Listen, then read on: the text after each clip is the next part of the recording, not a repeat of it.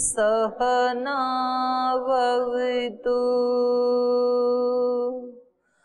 सहनौ भुनक्तु सह वीर्यं करवावहै तेजस्विनावधीतमस्तु मा विद्विषावहै ॐ शान्ति शान्ति शान्तिः।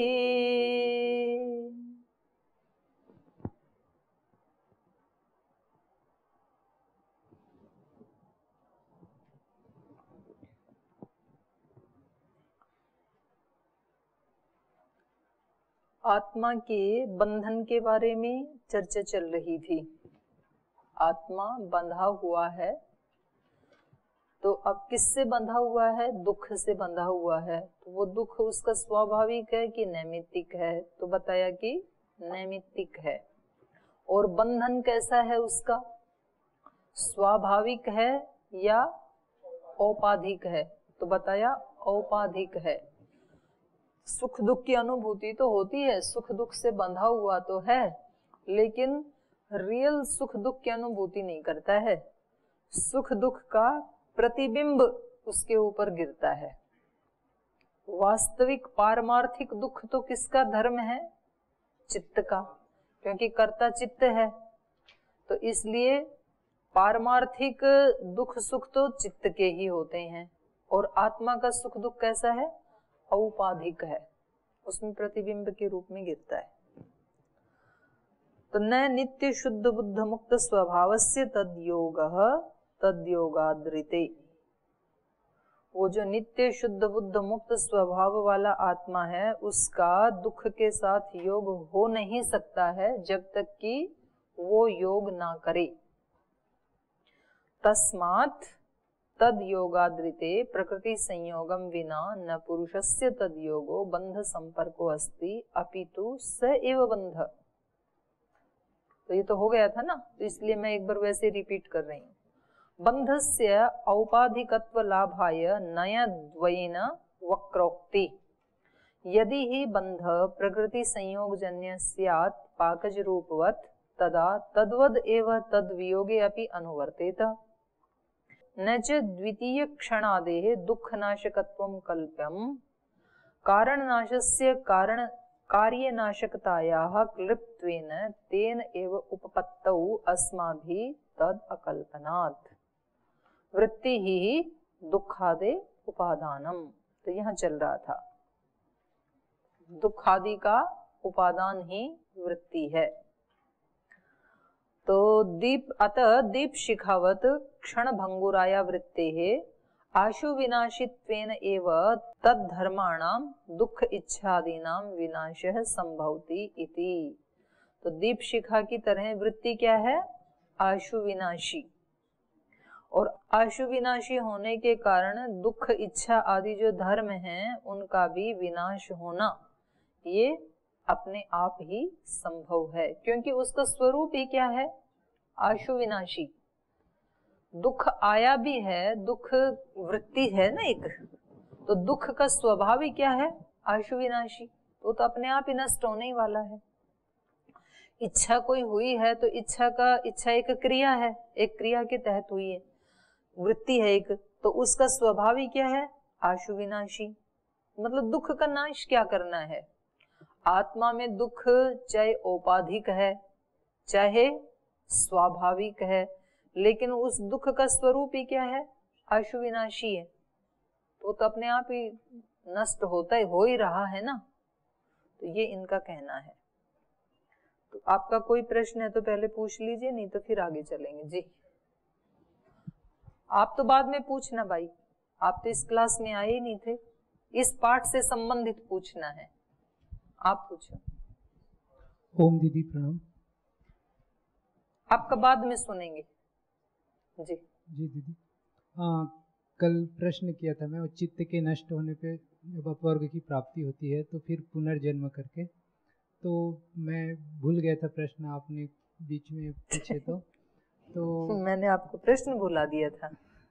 तो मेरा प्रश्न ये था दीदी कि अपवर्ग होता है तब चित्त के नष्ट होने पे ही अपवर्ग की हमें प्राप्ति होती है, और जब अपवर्ग में कोई चित्त नाम की वस्तु या चीज़ नहीं होती है, तो फिर ये था कि जब जितने भी महर्षि दयानंद जी ने काल बताया है उसके बाद वो पुनः उस अपवर्ग को भोगने के बाद, मतलब अपवर्ग में शांति को प्राप्त होने के बाद फिर से शरीर धारण करता है, तो चित्त तो होता नहीं है, और अपवर्ग में ना आपको पाप चित्त क्या शरीर भी नहीं होता है, जब शरीर मिलेगा पूरा पैकेज मिलेगा आपको जी।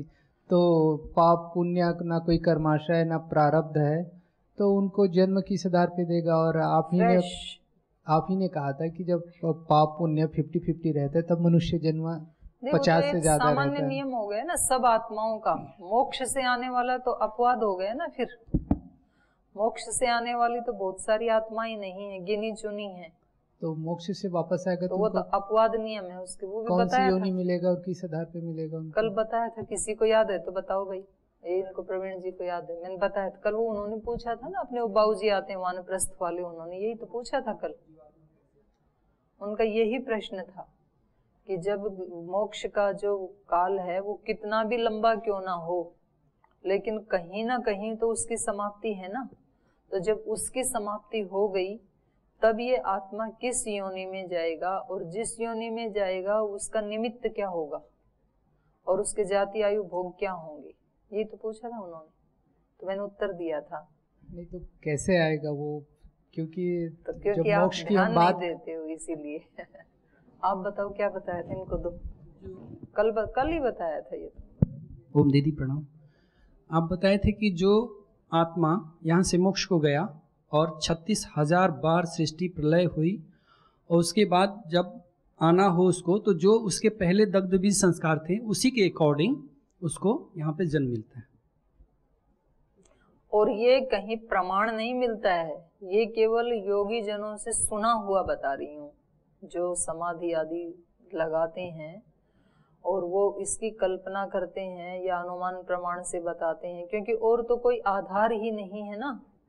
उसके जो कर्म विपाक को प्राप्त हो गए थे उसको तो इस जीवन में भोग लिया या भोगेगा। जो जन्म के साथ विपाक को प्राप्त हो गई तो वो तो बीच में रुकेंगे नहीं। जीवन मुक्त हो गया तब भी वो तो अपना फल देंगे।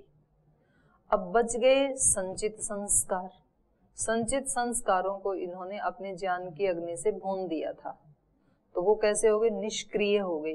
और उसके बाद ये मोक्ष में चला गया विवेक प्राप्त करके, और उसका जितना भी पीरियड है उतना ये मोक्ष में रहा। अब जब दोबारा आएगा तो ये वृक्ष योनि में जाए या पशु योनि में जाए या मनुष्य योनि में जाए, और वहां जाने का आधार क्या है, हेतु क्या है, क्योंकि ये सारे जन्म तो हेतु से होते हैं ना। पुण्य ज्यादा है तो देव योनियों में बीच के 50-50% मतलब समावस्था में पाप पुण्य तो मनुष्य योनि उससे भी कम है, पाप ज्यादा है तो निम्न योनि। ये तो एक व्यवस्था है। अब उसका तो है ही नहीं कोई बैंक बैलेंस, तो उसको कौन सी योनि में भेजें उस आत्मा को। तो क्योंकि उस आत्मा के कोई पाप पुण्य नहीं है तो इसलिए उसको तटस्थ योनि में रखा जाएगा कि भाई अब एक और नया चांस आपको दे रहे हैं, अब नए सिरे से आपकी मर्जी है। आप ऊर्ध्वगमन भी कर सकते हैं, बीच में भी रह सकते हैं, नीचे भी जा सकते हैं।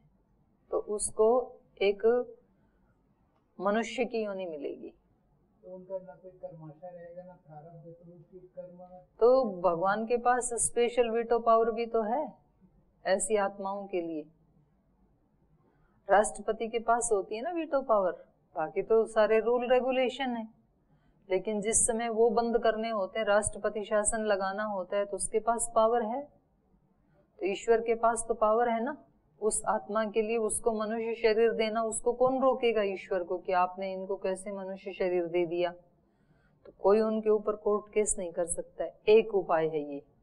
और दूसरा कल मैंने बताया था कि जिस समय उसने अपने संचित कर्मों को दग्ध किया था, क्योंकि मनुष्य योनि तो चलो दे देगा, लेकिन मनुष्य योनि में भोग कैसे देगा, धनवान घर में पैदा करे कि गरीब में करे कि मीडियम मध्यम वर्ग की फैमिली में करे, कहाँ पैदा करे, शरीर कैसा दे उसको, हेल्दी दे कि कमजोर दे कि स्ट्रोंग दे, सारी चीजें देनी पड़ती है ना जन्म के साथ। तो फिर जैसे यहाँ पर आया था शुक्ल पटवत बीजवत चेत, शुक्ल पट को भी ब्लीचिंग आदि से दोबारा सफेद किया जा सकता है, और बीज की जो अंकुरण शक्ति नष्ट कर दी थी अग्नि के संयोग से, पुनः किसी यौगिक क्रिया से उस अग्नि के संयोग के प्रभाव को हटाया जा सकता है, पुनः उसको शक्ति संपन्न किया जा सकता है।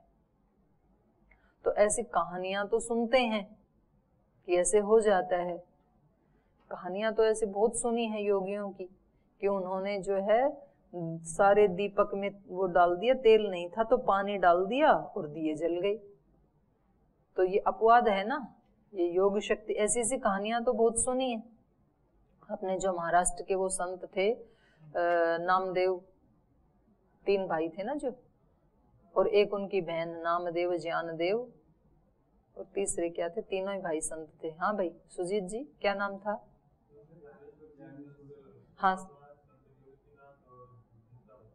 हाँ मुक्ताबाई, जो उनकी बहन थी। मतलब सारे बहन भाई संत बन गई। तो उनके घर में कुछ भी था नहीं, और उसकी बहन को एक दिन ना पुए बनाने की इच्छा हुई।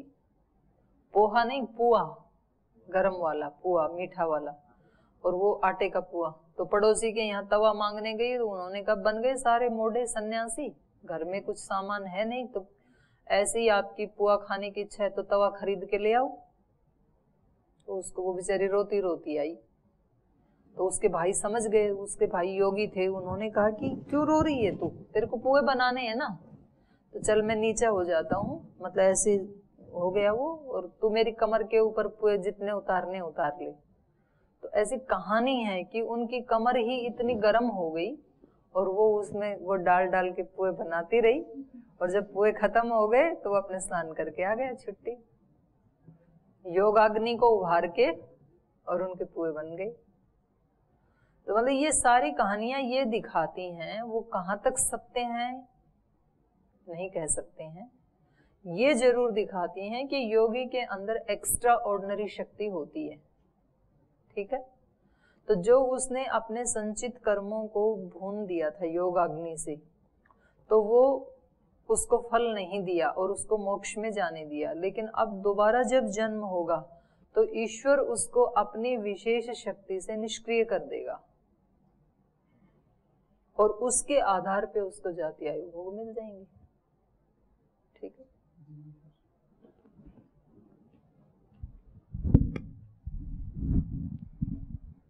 ओम दीदी यहाँ दुख को जो क्षणभंगुर कहा जा रहा है, दुख को क्षणभंगुर, आशु विनाशी, आशु विनाशी जी हाँ, क्षणभंगुर हाँ, तो ये क्षणभंगुर कैसे हो सकता है? जैसे किसी माता की स्वरूप ही वही है ना उसका। जैसे कोई माता ने अपने पुत्र को खो दिया, तो वो तो जब तक जीवित रहते तब तक वो दुख उनके अंदर रहते ही है क्या? नहीं, वो दुख की क्रिया अपने जैसी क्रिया को जन्म दे के नष्ट हो जाती है। जैसे शब्द संतान उत्पन्न करते हैं, हाँ, ऐसे क्रिया का स्वरूप ही वही है। क्रिया जो है ना वो आशु विनाशी है, क्षणभंगुर है, कोई भी क्रिया।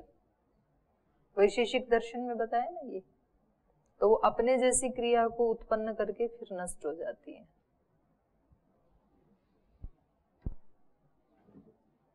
चलो आगे, उधर दे दियो एक बार पीछे।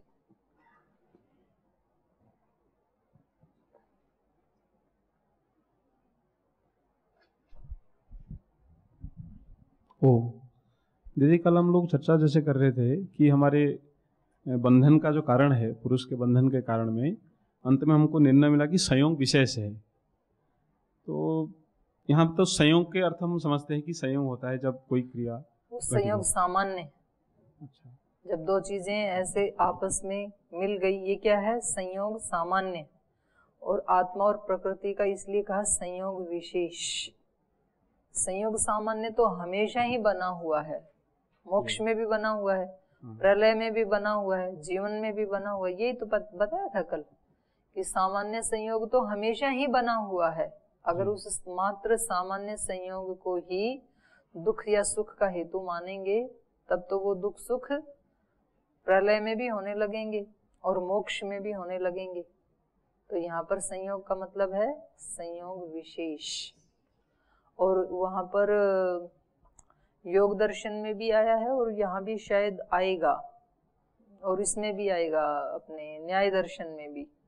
जो योगियों का जो प्रत्यक्ष होता है, सांसारिक लोगों का प्रत्यक्ष तो क्या है, इंद्रियार्थ सन्निकर्षोत्पन्नम ज्ञानम, वो अव्यभिचारी व्यवसायत्मक, उसके विशेषण लगा दी, उसको क्या कहा, प्रत्यक्ष। इंद्रिय और अर्थ के सन्निकर्ष से जो ज्ञान उत्पन्न होता है, बस वो कैसा होना चाहिए, अव्यभिचारी होना चाहिए, व्यवसायत्मक होना चाहिए। और तीसरा विशेषण क्या है, सूत्र बोलो न्याय दर्शन का,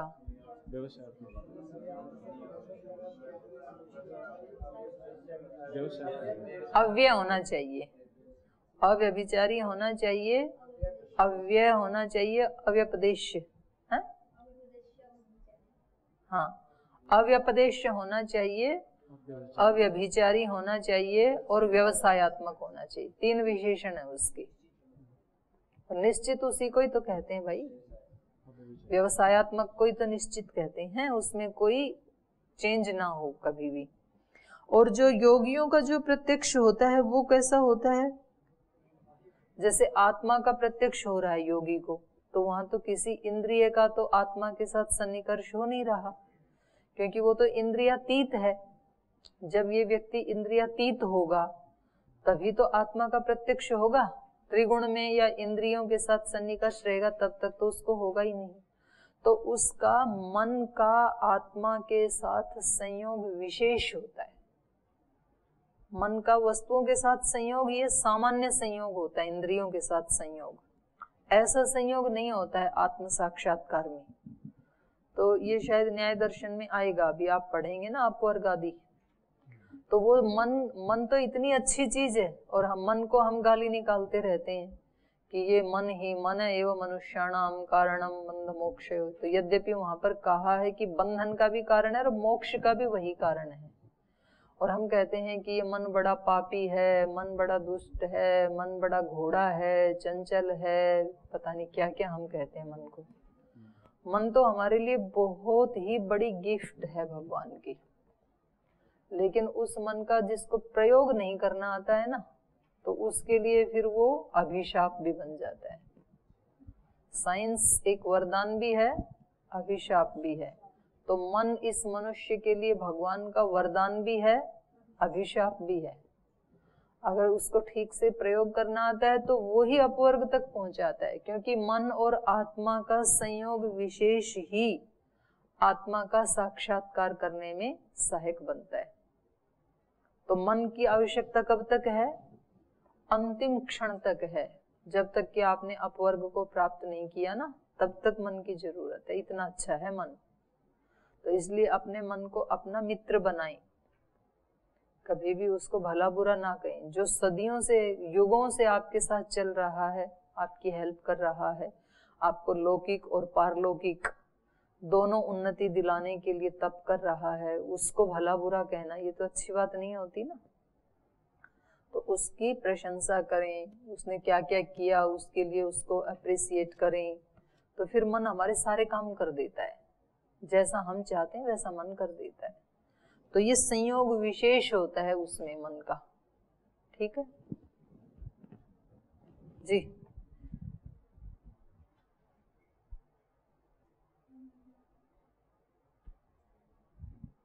चल रहे, बोलो आप।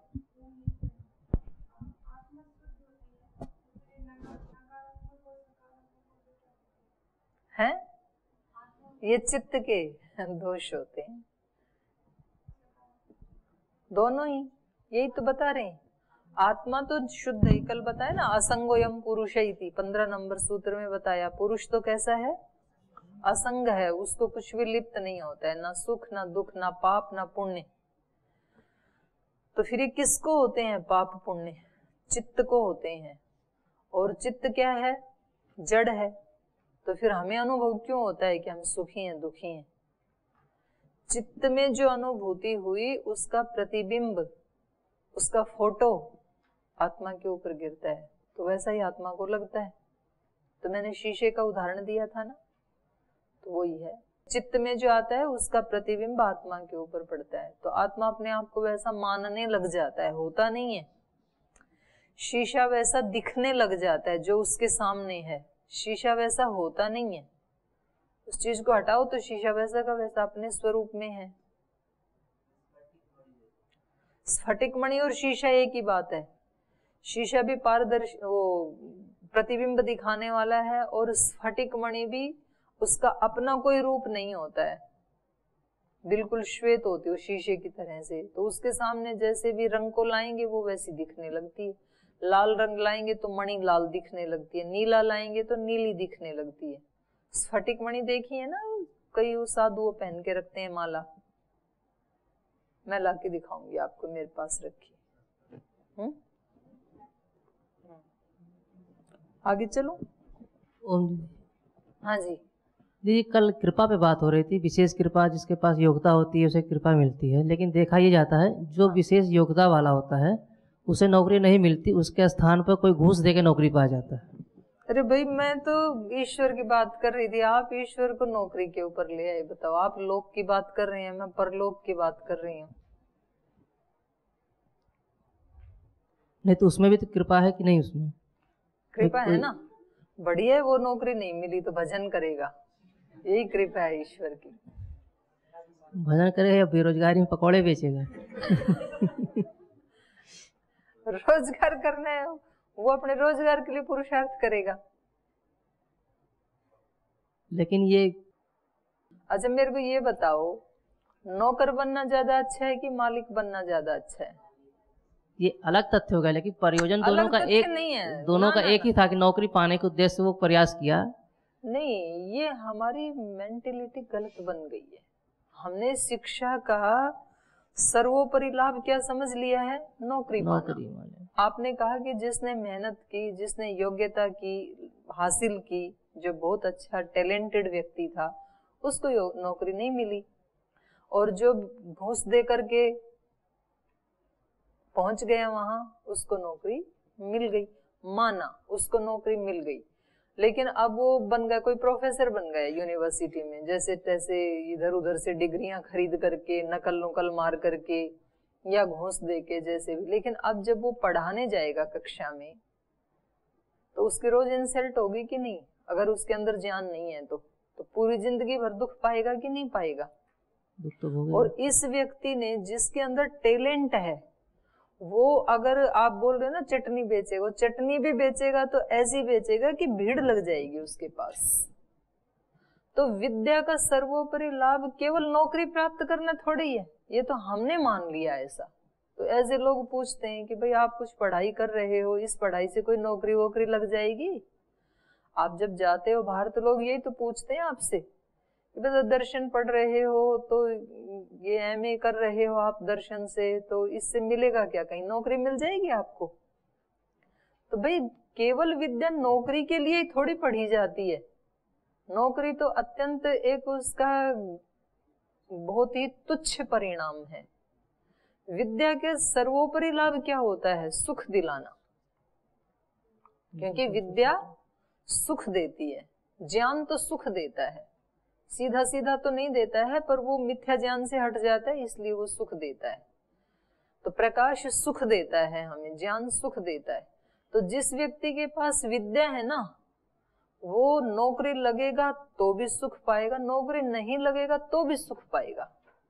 उसका ज्ञान नष्ट नहीं होता है। वो कुछ भी करेगा, मालिक बनेगा, कोई अपना बिजनेस चलाएगा, कोई फैक्ट्री बनाएगा, कुछ भी करेगा वो। लेकिन कभी कभी भाग्य को कोसते हैं ना। नहीं, वो इसलिए कोसते हैं कि उनको भी नहीं पता कि हमारे सामने एक खुला आकाश है। उसको लगता है कि नौकरी नहीं मिली तो बस अब मेरे लिए तो सारे दरवाजे बंद हो गए। वो व्यक्ति खुद ही डिप्रेशन में चला जाता है, क्योंकि उसको कभी किसी ने ये बताया ही नहीं कि विद्या का केवल एकमात्र प्रयोजन नहीं है कि आप कोई अच्छे नौकर बन जाएं। और नौकर नौकर होता है, चाहे वो 50,000 का हो, चाहे 1 लाख का हो, चाहे 5 लाख का हो। नौकर तो नौकर है, और मालिक मालिक होता है। तो मालिक की अपनी एक डिग्निटी है, अपनी एक रॉयल्टी है, उसकी अपनी एक डिवाइनिटी है। मालिक को नौकर के ऊपर तो हमेशा एक प्रेशर रहेगा, क्योंकि वो किसी का नौकर है, और मालिक के पास हमेशा एक अपनी एक रॉयल्टी होगी। तो हम अपने शरीर के भी मालिक बने और अपनी विद्या के भी मालिक बने, विद्या को बेचने वाले ना बने। इस विद्या ने ही हमें मतलब सारी दुनिया के युवकों को भी, और जो ऐसा नहीं इसका सर्वोपरि लाभ समझते हैं, उन सब को भी डिप्रेशन से युक्त कर दिया है इस चीज ने। क्योंकि आज सबको नौकरी चाहिए, नौकर बनने के लिए लाइन लगी हुई है, मालिक कोई बनना ही नहीं चाहता है। मतलब मुश्किल से कोई 1-2% लोग आते हैं, वो कहते हैं हमें नौकरी नहीं चाहिए। हम जॉब सीकर नहीं बनना चाहते हैं, जॉब क्रिएटर बनना चाहते हैं। दूसरों को देंगे ना हम नौकरी, हम ऐसा कुछ करेंगे, हमारे पास अपना टैलेंट है, हमारे पास अपना ज्ञान है। मैं एक बार राजस्थान गई थी प्रवास पे, तो वहां वो मेरे को उसमें लेके गई, बहुत बड़ा इंस्टीट्यूट है ना कोटा में, राजस्थान में, लाखों स्टूडेंट हैं वहां पर, है जी, वो 2-3 है वहां पर इंस्टीट्यूट। तो एक तो अपना शिविर ही करवाया था उन्होंने पिछली बार, तो वो दूसरे वाले में मेरे को लेके गई, तो बोल जी हमारे यहाँ हर साल कम से कम हजारों बच्चे आत्महत्या कर लेते हैं, क्योंकि वहां तो कंपटीशन होता है, और वहां पर बच्चे का माइंड सेट ऐसे किया जाता है कि यदि कंपटीशन में आपका रैंक नीचे आया तो आप किसी काम के नहीं, आपका कहीं। तो वो एक उद्देश्य थे तो ठीक था कि बच्चा मेहनत करे, लेकिन अब वो एक इतनी बोली परंपरा पड़ गई कि हर वर्ष हजारों बच्चे, क्योंकि उसका मन ऐसे बन गया कि अब यदि मेरा इतना डाउन रैंक आया तो मैं तो किसी काम का नहीं हूँ, और वो आत्महत्या कर लेते हैं। कोई ऊपर से कूद जाता है, कोई गला फंदा लगा लेता है, कैसे भी कर लेता है, कोई विष खा लेता है, कुछ भी होता है। तो उनको अब वो बुलाते हैं ऐसे लोगों को कि वो प्रेरित करें उनको। वे एक कंपटीशन आप हार गए तो ये थोड़ी है जीवन के सारे कंपटीशन हार गए आप। आपके पास एक खुला आकाश है, आप किधर भी उड़ान भर सकते हैं। तो ऐसा हमें विद्या के साथ विद्यार्थियों को सिखाना चाहिए। इसलिए हमारे यहाँ हम ऐसे सिखाते हैं, आपको बहुत ज्यादा विद्वान बनना है, पढ़ना है, पढ़ाना है, शिक्षा के फील्ड में ऊंचा काम करना है, तो आप व्याकरण पढ़ो पहले।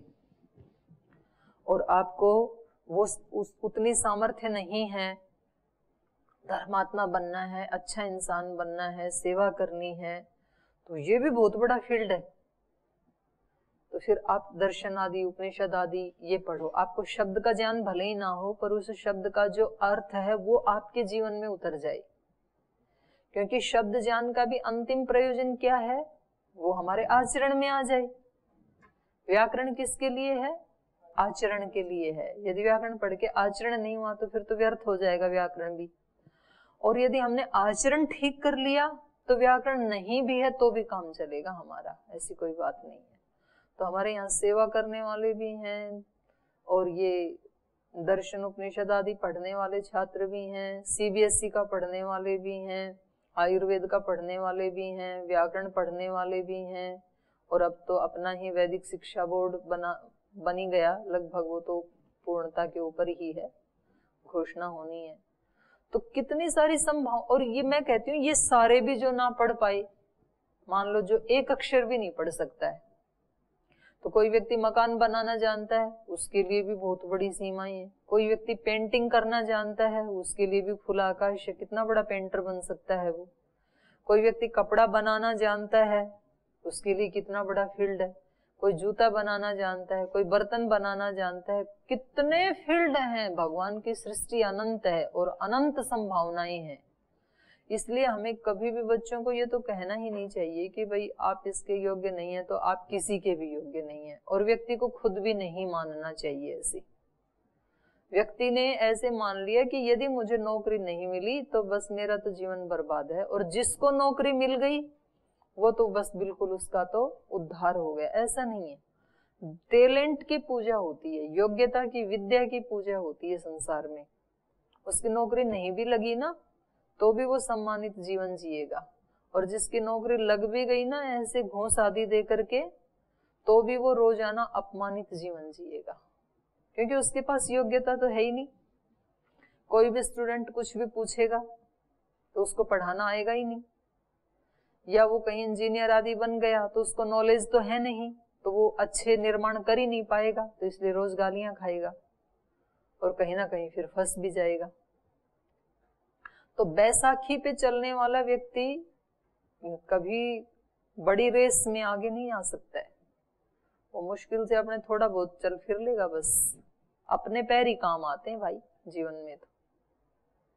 तो विद्या क्या है? विद्या है हमारी योग्यता, हमें आगे चलने के लिए, जो आगे दौड़ने के लिए, एक लक्ष्य को प्राप्त करने के लिए जो हमारे पास हमारी शक्ति है, उसका नाम विद्या है। तो कोई उसका लॉस नहीं होगा, कृपा होगी उसके ऊपर। जिसने भी पुरुषार्थ किया है उसके ऊपर कृपा होगी, कोई रोक नहीं सकता है। ये कर्म और कर्म फल का सिद्धांत यदि हमने अच्छे से जान लिया ना, तो मतलब उसको कोई रोक ही नहीं सकता है। वो कृपा कैसे होगी, कब होगी, किस तरह से होगी, वो सब उसके हाथ में है, उसके ऊपर छोड़ दो।